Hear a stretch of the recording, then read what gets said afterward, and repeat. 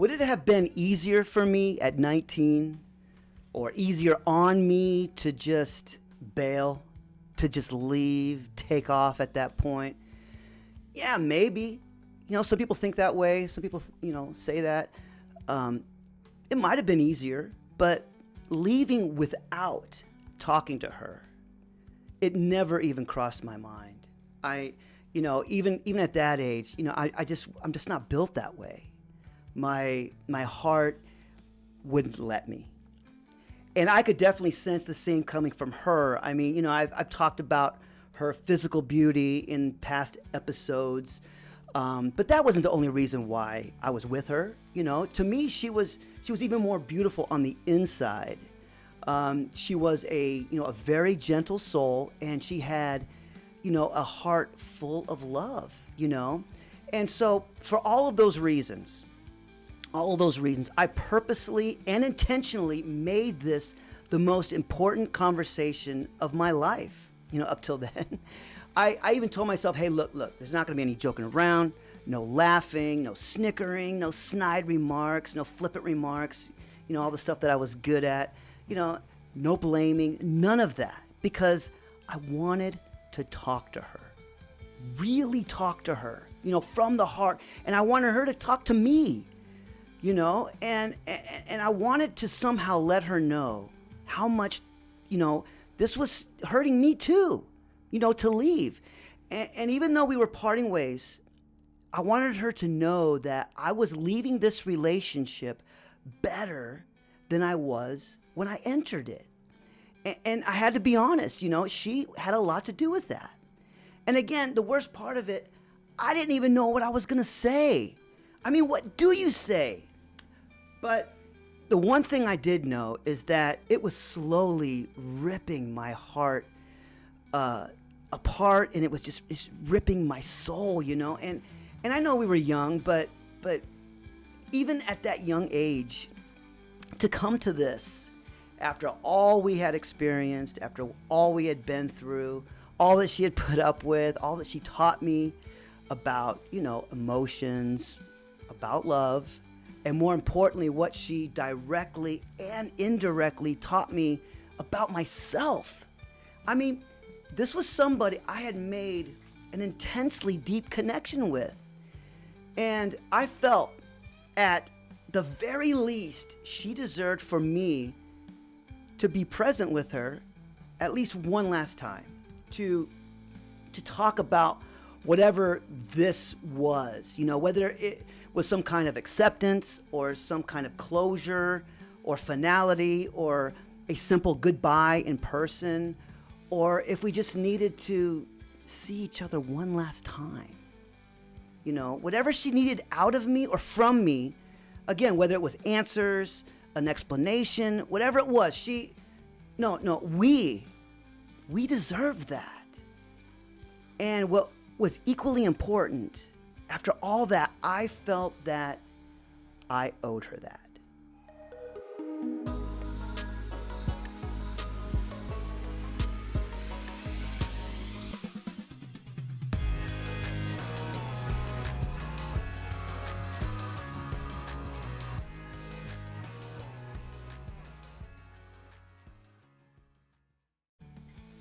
Hello everyone, my name is Bishop Freest, and wherever you may be watching or listening, let me first thank you very much for taking the time to be here and welcome you to My Life Through Music, a project where I talk about the songs and music that were either there at the time or they describe the thoughts, feelings, or emotions I was experiencing at these particular places and at these particular times. And the song that represents these memories is Soul Asylum by The Cult, released in 1989.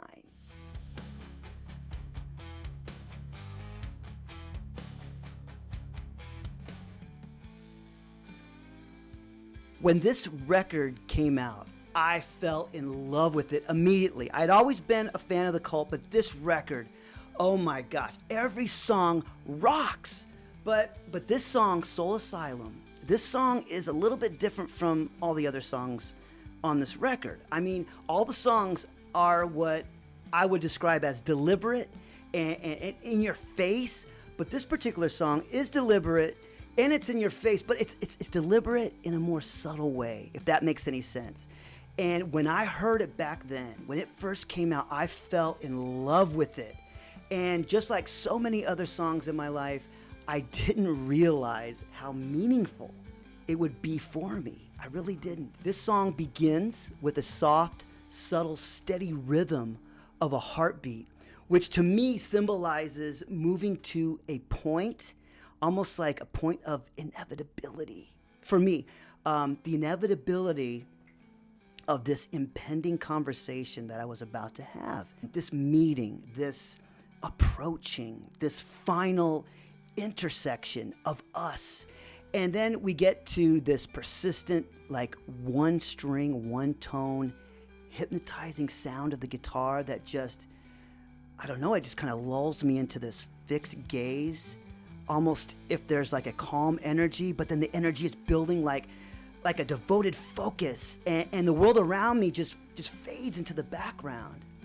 And you combine this, with a loyal bass line, which grounds everything, and then the driving, deliberate drum beat, and it just feels like it's pushing me and marching me and forcing me to confront the deepest emotions at the time, to face this inevitable, sad, painful goodbye.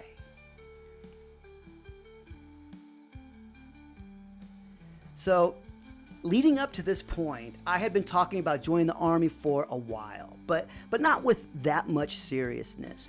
When I finally made the decision to move forward and join, the only people who knew at the time was my dad and my mom and my brother. And so one of the first people I told once I actually joined and knew that I would be leaving soon was naturally attendance girl.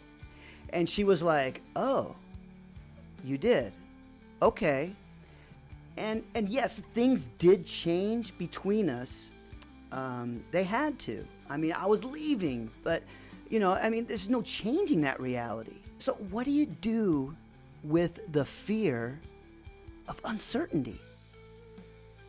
What it did to us was it put us in a very unique and emotionally complicated situation. I mean, I don't even know what you would call us after that. I mean, we still saw each other. We were in many ways, still together. And there was no doubt that we obviously still loved each other. I mean, there's no doubt about that. On some nights, I would even stay at her place. And, when I was with her, I remember, as silly and as futile as it sounds, I remember trying to pretend that I wasn't leaving, but that only worked for, a short period of time, because the impending reality was always lurking in the background. And so we were just trying to figure it out together and trying to define what we were, what it was that we were going to do, and how we were going to navigate this. I mean, think back when you were 19, 20 years old, And so here it was, this hard reality staring us in the face. And as the time for me to leave got closer and closer, all we both knew was that, hey, we needed to talk about this and what it was going to mean. And so what we did was we basically decided to pretty much enjoy whatever little time we had left, take it one day at a time, until finally we would agree on a time and a day where we were going to actually say goodbye. And we didn't really know when that was going to be, but we knew that it was approaching rapidly. And so, what we both decided to do was we were going to, when the time came, we were going to part ways on the happiest note that we could and in the most civil way possible. What was it like saying goodbye? Man, I do remember when that day came like it was yesterday. Driving to her place, I remember I reached over and I turned up the AC in my little car one more notch. It was hot, it was in the middle of summer, and I cracked the driver's side window and lit a cigarette. And as I smoked, I started to become very conscious that in about 25 minutes, I would be in front of her at her apartment talking about goodbye.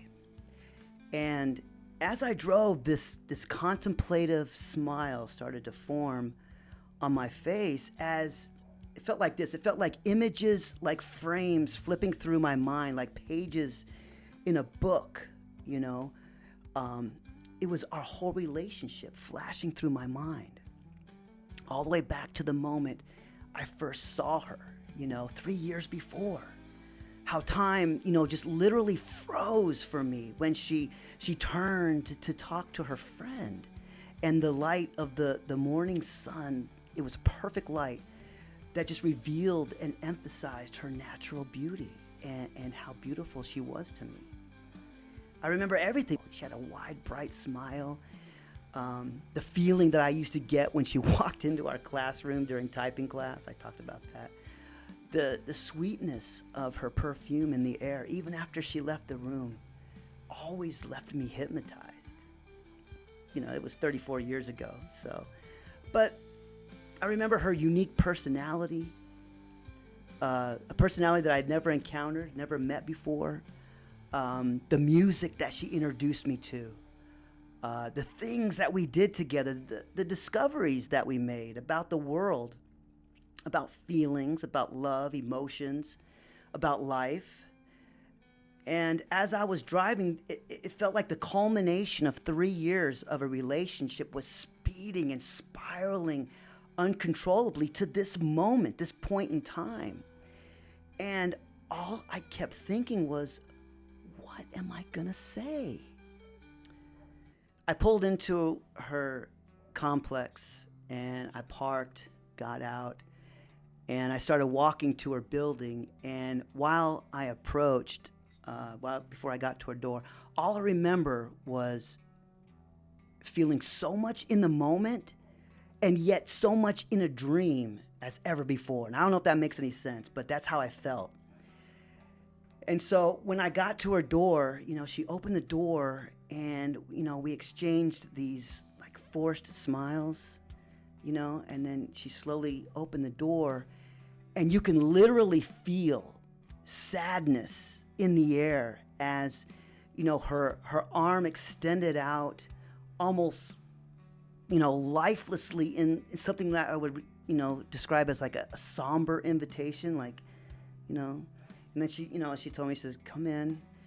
And as I walked by her, I noticed she just helplessly dropped her arm as if she just let gravity take it down to the side of her body. And I walked past her and I literally just flung myself onto her, her thin cushioned futon. And I leaned to one side and I jerked my eyes to the right, looking away, because it was so hard, and I had my fist kind of like covering my mouth. I just, just naturally, it was just like this.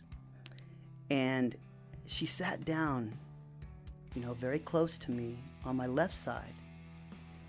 And she sat like she always did, her hands in her lap, poised as always, legs elegantly crossed, refined, exquisite, and beautiful.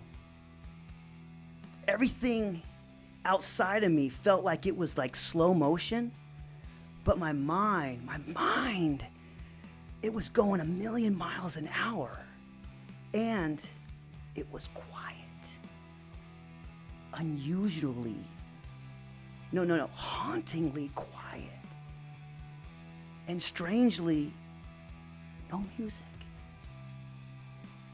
not one song was playing. No sound, nothing playing in the background, nothing to use as a distraction, no sound, no instrument to inspire, no lyric to take direction from or to be moved by. Oh God, what I would have given for a song at that moment. Anything, but nothing. Just silence. I felt her presence as she leaned in closer, and I glanced over, and the curious expression on her face was silently asking, "Is there anybody in there?"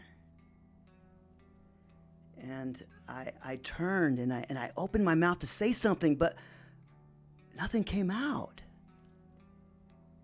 And there we were, just looking at each other, searching each other's face. But it wasn't in anger and not with bitterness. It was with compassion, with understanding, sadness, and even heartbreak. It was as if we were both watching, both witnessing this us coming to an end. As if we were both, reporting from the front lines, if you will, watching, witnessing, and reporting the end of our relationship. But, this was no war, no battle. This was no fight. We certainly weren't enemies. Of course not. We never were. And we never will be. In fact, it was quite the opposite. It felt as if we were just literally two people deeply wounded, yet trying to reassure each other, despite all of this, that there was still love between us. It was as if we were both trying to help, trying to use all of our strength, all of our emotion to just carry each other off the battlefield, out of the fray, to a safe place. And I hate to use the expression, but it really was. It was surreal. It really was. It was as honest, as raw, and as unfiltered as we had ever been before. But again, there was no yelling, no blaming, nothing like that. There was no need for that. What would that have done anyway? It was really just two very young people who, let's face it, still loved each other, being forced to face the inevitable. And as I look back, 34 years later, it was life. And so we spent the whole day and night there together, talking endlessly. And as we did, we ended up saying everything that needed to be said and everything that we wanted to say, until finally pain started to give way to happiness and to laughter, and then to long hugs, and then finally, those smiling kisses, as we literally just tried to squeeze every minute, every moment of that day, that time, that night, that we had left together, until finally it was time for me to leave. And we were in a good place, as good of a place as you could have been under those circumstances. She walked me to the door, and I turned around and I hugged her. I gave her this really big hug, and we held on to each other for a very long time. And I remember as I was holding her, all of a sudden this feeling of desperation came up, welling inside of me, as if I was finally realizing, finally accepting the fact that this could be it. We may never see each other again. And at that moment, everything inside of me wanted to stay, wanted to hold on to her and hold her tight and never let her go. But yet, deep within me, there was this other thing pulling at my soul, this other certainty, screaming that, no, you gotta leave. This is what you have to do. And I couldn't articulate why I felt this way or why leaving was the right choice, but I knew, as hurtful as this was, that this was what I was supposed to do.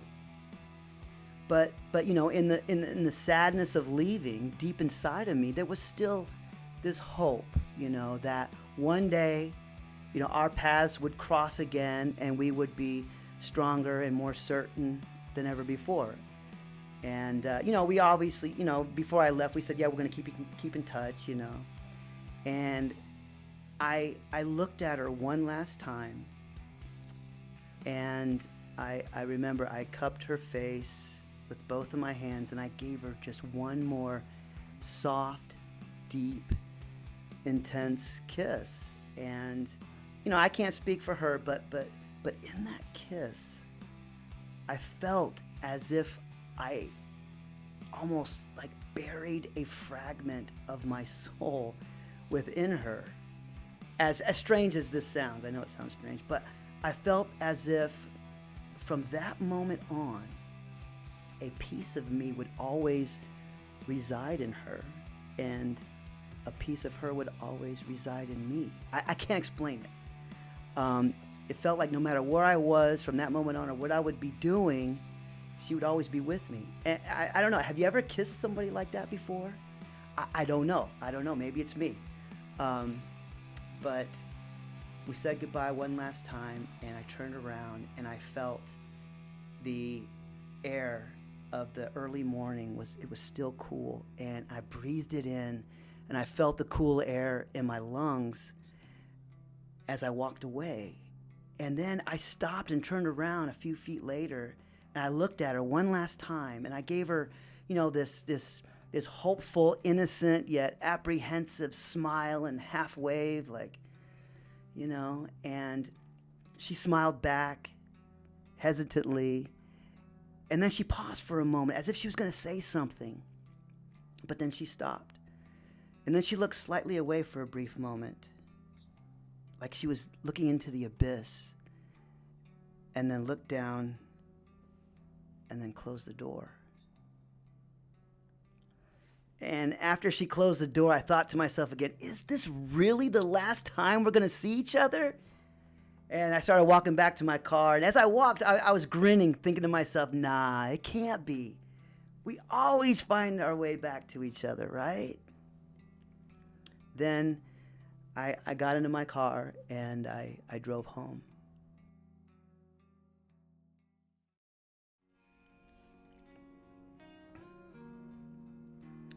Some may view this as an ending, a moment of closure, and you wouldn't be wrong in many ways. And in my experience, in many cases, people need that. We all need that in some form.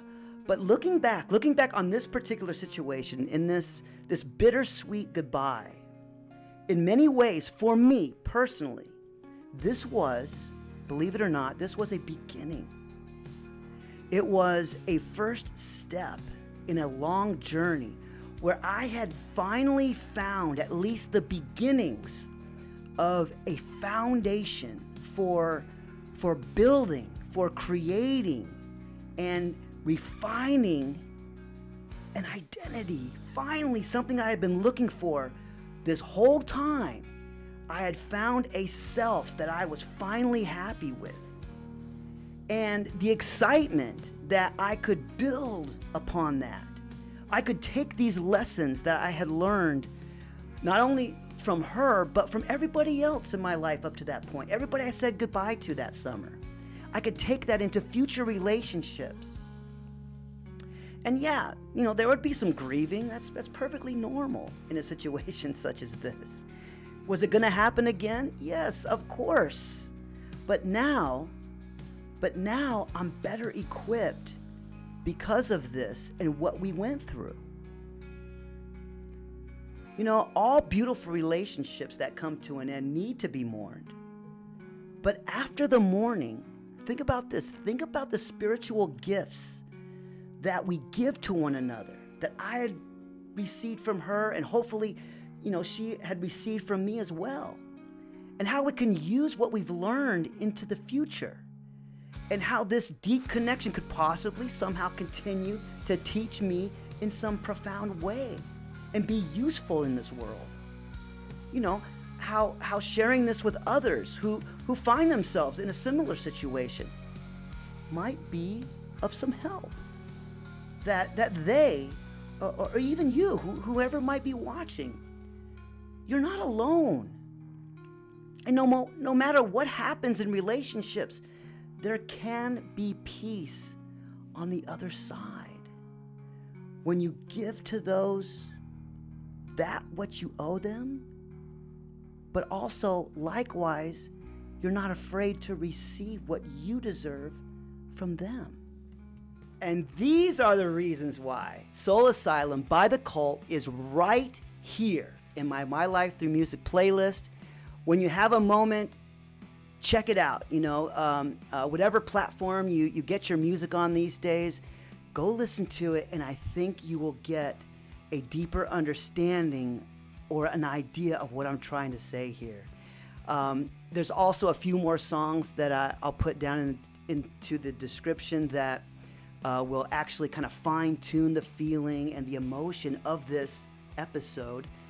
And as always, I want to thank you for your time being here. I know it's valuable, and I look forward to seeing you in the next video. Thank you. I did see The Cult on this tour in support of this record when it first came out, and it had to be either 89 or 90. And I'm telling you, he was a god on that stage that night. He is a great, great frontman. And I'm telling you, man, give me Ian Astbutry with his hair the longest, with his hair the blackest, his voice the purest, and his spirit at its freest.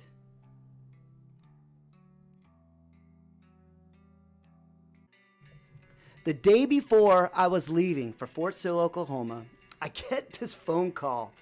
I was at my house, just hanging out, and the phone rings. I pick it up and I hear, "Dude, what are you doing right now?" It was Tom Sawyer, and I was like, "Nothing." And before I could get another word in, he's like, "Well, come over for a second. I got something for you." And I'm like, "Right now?" He's like, "Yeah, right now. Hurry up. I gotta be somewhere." And I'm like, "All right, I'll be there in a couple minutes. I'm leaving right now." Hello? He had already hung up.